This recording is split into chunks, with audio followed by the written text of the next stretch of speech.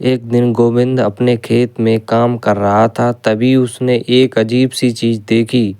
एक पेड़ उसकी आंखों के सामने उग रहा था, लेकिन यह पेड़ सामान्य नहीं था। इसके पत्ते हरे भरे और तेज थे, लेकिन इसकी शाखाओं पर भिंडी के फल लटक रहे थे। गोविंद को यह देखकर हैरानी हुई, क्योंकि उसने पहले कभी ऐसा पेड़ नहीं देखा था। यह पेड़ पूरी तरह से जादुई था। पेड़ के पास जाकर गोविंद ने देखा कि भिंडी के फल बड़े और खूबसूरत थे, जो जल्दी से पक रहे थे। वह सोच में पड़ गया, यह क्या है? क्या यह सच में जादुई है? अचानक पेड़ से एक आवाज़ आई, तुमने मुझे ढूंढ लिया है। मैं एक जादुई भिंडी का पेड़ हूँ।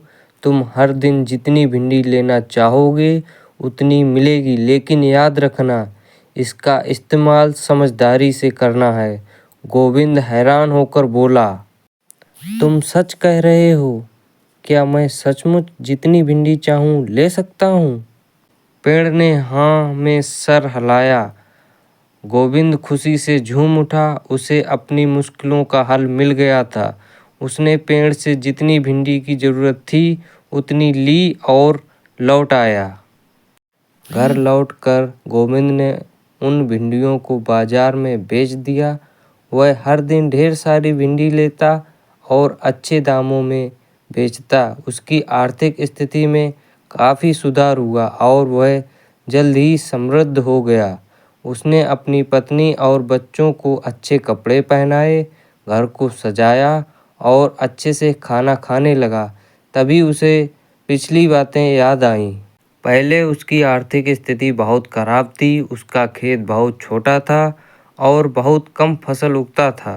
उसकी पत्नी सीता और छोटे बच्चे राजू और मीना के साथ वह बहुत कठिनाइयों से जीवन बिता रहा था। हमेशा सोचता था कि अगर उसे थोड़ी मदद मिल जाए तो वह अपने परिवार की मुश्किलें आसान कर सके। गोविंद अब और कुशल में हो गया था, लेकिन धीरे धीरे गोविंद के मन में और लालच बढ़ने लगा। सोचने लगा, अगर मैं और भिंडी लाऊं तो और पैसे कमा सकता हूं, फिर मैं और भी संपत्ति कमा सकता हूं। एक दिन उसने पेड़ से बहुत ज़्यादा भिंडी मांग ली। अगले दिन उसने भिंडी का बाजार में ढेर लगाया, लेकिन यह सब बिक नहीं पाई। गोविंद को समझ में नहीं आया, लेकिन उसने फिर भी भिंडी लेने की कोशिश की। उसने जितनी भिंडी ली वह सब सड़ गई। पेड़ ने उसे चेतावनी दी, तुम्हारी लालच तुम्हें बर्बाद कर देगी।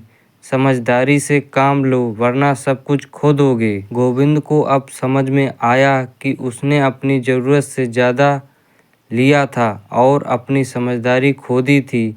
उसने तय किया कि वह अब केवल उतनी ही भिंडी लेगा जितनी उसकी आवश्यकता होगी। समय के साथ गोविंद ने अपनी गलती से सीखा और वह एक समझदार इंसान बन गया। अब वह पेड़ से सिर्फ उतनी ही भिंडी लेता था जितनी ज़रूरत होती थी और अपनी संपत्ति को सही तरीके से खर्च करता था। इस कहानी से यह सीखने को मिलता है कि कोई भी चीज़ अपनी ज़रूरत से ज़्यादा नहीं लेनी चाहिए।